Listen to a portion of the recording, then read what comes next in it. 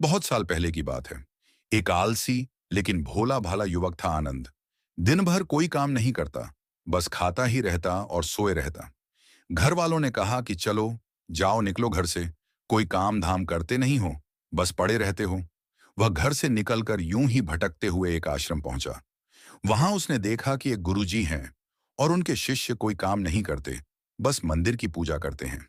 उसने मन में सोचा कि यह बढ़िया है, कोई काम धाम नहीं, बस पूजा ही तो करना है। गुरुजी के पास जाकर पूछा, क्या मैं यहाँ रह सकता हूँ? गुरुजी बोले, हाँ हाँ क्यों नहीं, लेकिन मैं कोई काम नहीं कर सकता हूँ। गुरुजी, कोई काम नहीं करना है, बस पूजा करना होगी। आनंद, ठीक है, वह तो मैं कर लूंगा। अब आनंद महाराज के आश्रम में रहने लगा। ना कोई काम, ना कोई धाम, बस सारा दिन खाते रहो और प्रभु भक्ति में भजन गाते रहो। महीना भर हो गया, फिर एक दिन आई एकादशी। उसने रसोई में जाकर देखा कि खाने की कोई तैयारी नहीं।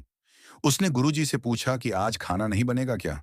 गुरुजी ने कहा, नहीं, आज तो एकादशी है, तुम्हारा भी उपवास है।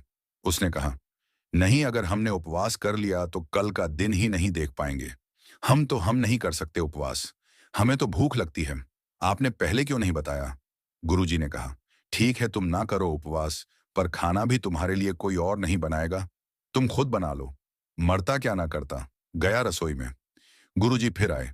देखो, अगर तुम खाना बना लो तो राम जी को भोग जरूर लगा लेना, और नदी के उस पार जाकर बना लो रसोई। ठीक है। लकड़ी, आटा, तेल, घी, सब्जी लेकर आनंद महाराज चले गए। जैसे तैसे खाना भी बनाया। खाने लगा तो याद आया कि गुरुजी ने कहा था कि राम जी को भोग लगाना है। लगा भजन गाने, आओ मेरे राम जी, भोग लगाओ जी, प्रभु राम आइए, श्री राम आइए, मेरे भोजन का भोग लगाइए। कोई ना आया तो वह बेचैन हो गया कि यहां तो भूख लग रही है और राम जी आ ही नहीं रहे।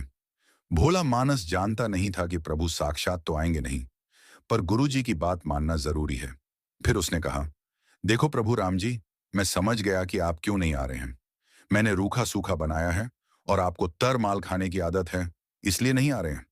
तो सुनो प्रभु, आज वहां भी कुछ नहीं बना है, सबको एकादशी है, खाना हो तो ये भोग ही खा लो। श्री राम अपने भक्त की सरलता पर बड़े मुस्कुराए और माता सीता के साथ प्रकट हो गए। भक्त असमंजस में। गुरुजी ने तो कहा था कि राम जी आएंगे, पर यहां तो माता सीता भी आई हैं और मैंने तो भोजन बस 2 लोगों का बनाया है। चलो कोई बात नहीं, आज इन्हें ही खिला देते हैं। बोला, प्रभु मैं भूखा रह गया, लेकिन मुझे आप दोनों को देखकर बड़ा अच्छा लग रहा है। लेकिन अगली एकादशी पर ऐसा ना करना, पहले बता देना कि कितने जन आ रहे हो, और हाँ, थोड़ा जल्दी आ जाना। राम जी उसकी बात पर बड़े मुदित हुए, प्रसाद ग्रहण करके चले गए। इससे आगे क्या हुआ, ये जाने से पहले अगर आपको कहानी अच्छी लग रही है तो वीडियो को लाइक करें और कमेंट बॉक्स में जय श्री राम अवश्य लिखें। चलिए आगे की कहानी जानते हैं। अगली एकादशी तक ये भोला मानस सब भूल गया। उसे लगा कि प्रभु ऐसे ही आते होंगे और प्रसाद ग्रहण करते होंगे। फिर एकादशी आई। गुरुजी से कहा, मैं चला अपना खाना बनाने, पर गुरुजी थोड़ा ज्यादा अनाज लगेगा, वहां 2 लोग आते हैं। गुरुजी मुस्कुराए, भूख के मारे बावला है, ठीक है ले जा और अनाज ले जा। अब की बार उसने 3 लोगों का खाना बनाया। फिर गुहार लगाई, प्रभु राम आइए, सीता राम आइए, मेरे भोजन का भोग लगाइए। प्रभु की महिमा भी निराली है, भक्त के साथ कौतुक करने में उन्हें भी बड़ा मजा आता है। इस बार वे अपने भाई लक्ष्मण, भरत, शत्रुघ्न और हनुमान जी को लेकर आ गए। भक्त को चक्कर आ गए, ये क्या हुआ, एक का भोजन बनाया तो 2 आए, आज 2 का खाना ज्यादा बनाया तो पूरा खानदान आ गया। लगता है आज भी भूखा ही रहना पड़ेगा। सबको भोजन लगाया और बैठे बैठे देखता रहा। अनजाने ही उसकी भी एकादशी हो गई। फिर अगली एकादशी आने से पहले गुरुजी से कहा, गुरुजी, ये आपके प्रभु राम जी अकेले क्यों नहीं आते? हर बार कितने सारे लोग ले आते हैं, इस बार अनाज ज्यादा देना। गुरुजी को लगा, कहीं ये अनाज बेचता तो नहीं है, देखना पड़ेगा जाकर।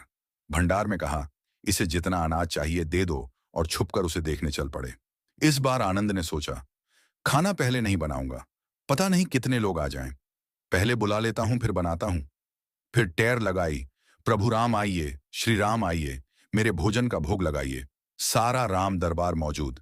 इस बार तो हनुमान जी भी साथ आए, लेकिन यह क्या, प्रसाद तो तैयार ही नहीं है। भक्त ठहरा भोला भाला, बोला, प्रभु इस बार मैंने खाना नहीं बनाया। प्रभु ने पूछा, क्यों? बोला, मुझे मिलेगा तो है नहीं, फिर क्या फायदा बनाने का? आप ही बना लो और खुद ही खा लो। राम जी मुस्कुराए। सीता माता भी गदगद हो गईं उसके मासूम जवाब से। लक्ष्मण जी बोले, क्या करें प्रभु? प्रभु बोले, भक्त की इच्छा है, पूरी तो करनी ही पड़ेगी। चलो लग जाओ काम से। लक्ष्मण जी ने लकड़ी उठाई, माता सीता आटा सानने लगी। भक्त एक तरफ बैठकर देखता रहा। माता सीता रसोई बना रही थी तो कई ऋषि मुनि व यक्ष गंधर्व प्रसाद लेने आने लगे। इधर गुरुजी ने देखा कि खाना तो बना नहीं, भक्त एक कोने में बैठा है। पूछा, बेटा क्या बात है, खाना क्यों नहीं बनाया? बोला, अच्छा किया गुरुजी, आप आ गए। देखिए कितने लोग आते हैं प्रभु के साथ। गुरुजी बोले, मुझे तो कुछ नहीं दिख रहा तुम्हारे और अनाज के सिवा। भक्त ने माथा पकड़ लिया। एक तो इतनी मेहनत करवाते हैं प्रभु, भूखा भी रखते हैं और ऊपर से गुरुजी को दिख भी नहीं रहे। यह और बड़ी मुसीबत है। प्रभु से कहा, आप गुरुजी को क्यों नहीं दिख रहे हैं? प्रभु बोले, मैं उन्हें नहीं दिख सकता। बोला, क्यों? वे तो बड़े पंडित हैं, ज्ञानी हैं, विद्वान हैं। उन्हें तो बहुत कुछ आता है, उनको क्यों नहीं दिखते आप? प्रभु बोले, माना कि उनको सब आता है, पर वे सरल नहीं हैं तुम्हारी तरह, इसलिए उनको नहीं दिख सकता। आनंद ने गुरुजी से कहा, गुरुजी प्रभु कह रहे हैं कि आप सरल नहीं हैं, इसलिए आपको नहीं दिखेंगे। गुरुजी रोने और कहने लगे कि वाकई मैंने सब कुछ पाया, पर सरलता नहीं पा सका तुम्हारी तरह, और प्रभु तो मन की सरलता से ही मिलते हैं। प्रभु प्रकट हो गए और गुरुजी को भी दर्शन दिए। इस तरह एक भक्त के कहने पर प्रभु ने रसोई भी बनाई।